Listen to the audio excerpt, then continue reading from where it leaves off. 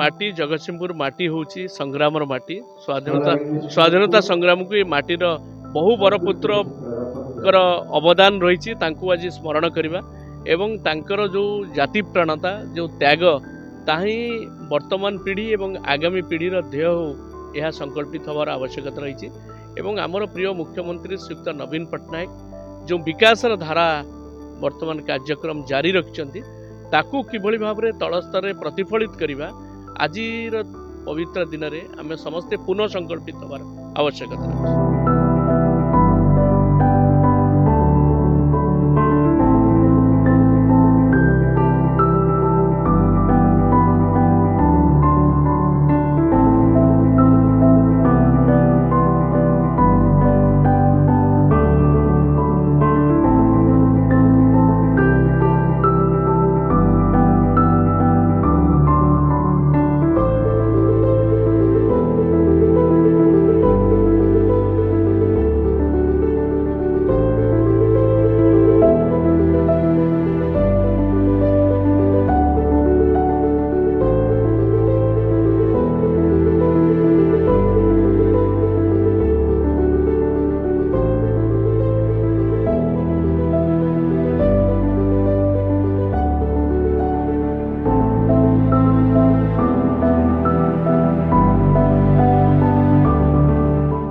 साधारणतंत्र दिवस उपलक्षे समवेत जनसाधारण तथा जगतसिंहपुर जिलावासी भाई भौणी मोर आंतरिक शुभेच्छा और अभिनंदन। बंधुगण, आज साधारणतंत्र दिवस आम एक स्मरणीय दिवस। देशर स्वाधीनता प्राप्ति पर जो महान उपलब्धि आम हासिल करूँ देश को गणतंत्र राष्ट्र भाव गढ़ी तोड़ा।